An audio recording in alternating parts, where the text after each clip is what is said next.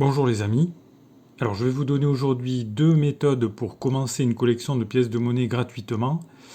Mais avant de commencer ces explications, n'oubliez pas de vous abonner à la chaîne Sacra Moneta si vous ne l'avez pas déjà fait. Vous recevrez ainsi gratuitement des actualités sur les monnaies de collection. Et vous pouvez également cliquer sur le pouce j'aime sous la vidéo.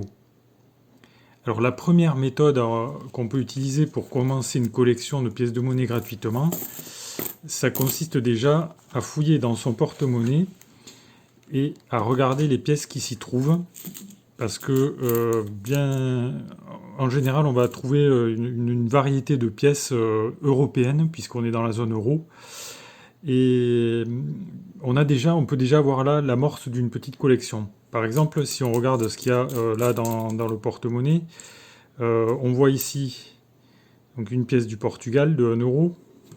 Il y a une pièce espagnole avec le portrait du roi Juan Carlos, donc le vieux, qui a abdiqué. Ici, 50 centimes. Je pense que ça doit être une pièce de Belgique, j'imagine, je pense, oui. Ici, qu'est-ce qu'on a? Encore une pièce de 1 euro étrangère. C'est une pièce de Léonard de Vinci. Donc ça, c'est l'Italie. Ici, à nouveau, 1 euro Espagne. Donc ça, c'est le roi jeune, en fait. Après, qu'est-ce qu'on a encore ici? Par exemple, 2 centimes. Donc ici, on a une française. Donc ça, c'est la République française, donc 2 centimes d'euros, avec Marianne qui ressemble à Mélusine, on peut en dire une fée. Donc la France, et ici, qu'est-ce qu'on a? 2 euros, l'Allemagne.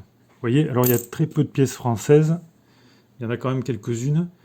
Ah, encore une espagnole ici, avec une cathédrale, je crois que ça doit être la cathédrale de Burgos. Alors vous voyez que déjà là, on a pas mal de pays différents.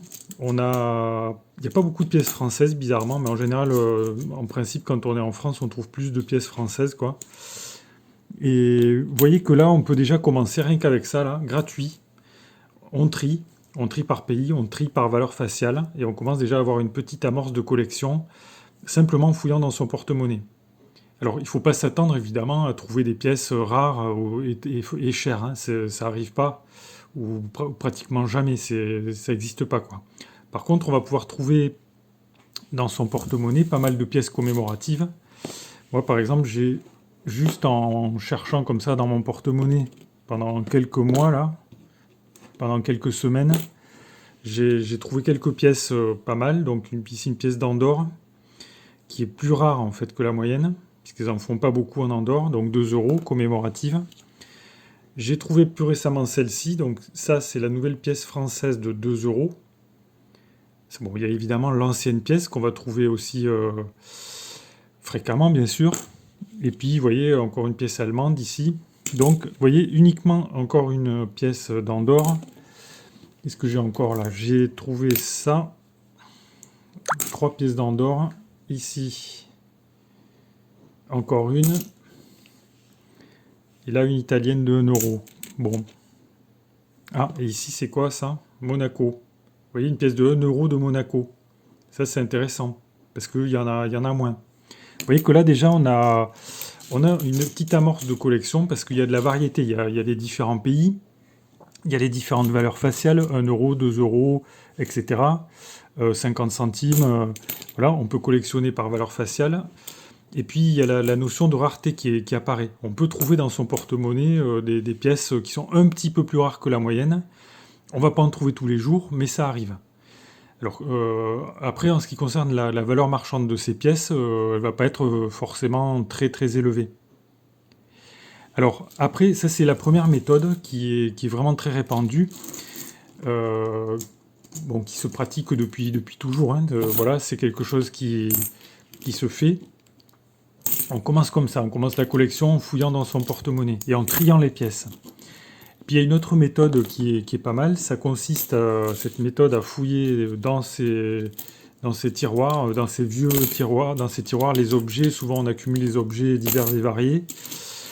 Et parmi ces objets, souvent il y a des pièces de monnaie qu'on rapporte de voyage ou ou qu'on a récupéré, qu'on a trouvé par terre, ou alors il y a aussi souvent beaucoup de petites pièces, des pièces divisionnaires de 1 centime ou 20 centimes, notamment des pièces en francs, des pièces de centimes en francs, donc avant la disparition du franc qui a été remplacé par l'euro. Et toutes ces petites pièces divisionnaires, on ne savait pas trop quoi en faire, et bon, à l'époque, les gens les mettaient comme ça dans un tiroir ou dans un bocal. Et donc, si on fouille un petit peu, notamment chez les personnes un peu âgées, eh ben, on va trouver pas mal de pièces qui sont des vestiges un peu de voyage à l'étranger, par exemple.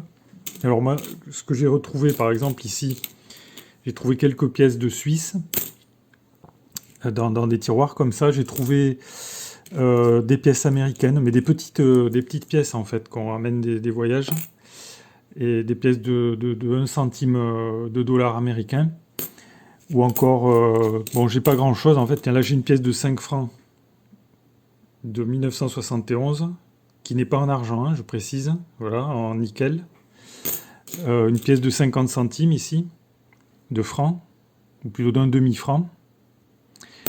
Et ici, une petite pièce noire qui traînait, voilà. Et cette pièce, de quoi s'agit-il? C'est un double tournois en fait. Un double tournois très usé. On voit les 3 fleurs de lys. Donc ça, c'est déjà une monnaie historique. Et la plupart du temps, donc, on peut trouver comme ça, en fouillant dans ces placards, des pièces qui traînent comme ça, des vestiges de voyage, et des pièces qui viennent d'Espagne, d'Italie, enfin de tous les pays, ou d'Angleterre par exemple. Et donc là, déjà, c'est intéressant parce que même si ces pièces, bien souvent, ce sont des pièces qui n'ont pas une grande valeur, puisqu'on les a laissées là, on les a laissées traîner parce qu'elles valaient rien, et puis ça, c'était pas la peine de les changer à cause de leur faible valeur. Ces pièces, elles sont intéressantes parce qu'elles peuvent constituer une amorce de collection. Donc, vous voyez qu'il y a déjà, on a la première méthode, ça consiste à fouiller dans son porte-monnaie. Et la deuxième méthode, pour commencer une collection de pièces de monnaie gratuitement, c'est fouiller chez vous, ou si fouiller chez les grands-parents, si vous êtes plus jeune. Et forcément, ils vont avoir des petites pièces qui traînent comme ça à vous donner, et ça peut être intéressant de commencer une collection comme ça gratuitement. Voilà les amis, ce que j'avais à vous dire sur ces 2 méthodes pour commencer une collection. Sachez que j'ai écrit un livre sur un guide pour les collectionneurs débutants, qui explique vraiment, qui rentre dans le détail de la collection, comment on commence une collection, comment on peut la faire croître, etc. Enfin, tout ce qui concerne la collection. Ce livre, il est disponible à la vente sur Amazon. Si vous souhaitez l'acheter pour en savoir plus sur la méthode pour collectionner, et sur l'histoire de la numismatique, vous pouvez cliquer sur le lien qui se trouve dans la vidéo, sous la vidéo. Voilà. Et si vous avez des questions, des remarques ou des commentaires, vous pouvez les faire dans le fil de discussion sous la vidéo. Vous pouvez également vous abonner si vous ne l'avez pas encore fait. C'est gratuit, comme ça vous aurez des informations sur les monnaies de collection. Voilà, je vous remercie pour votre attention et je vous dis à bientôt pour de nouvelles vidéos.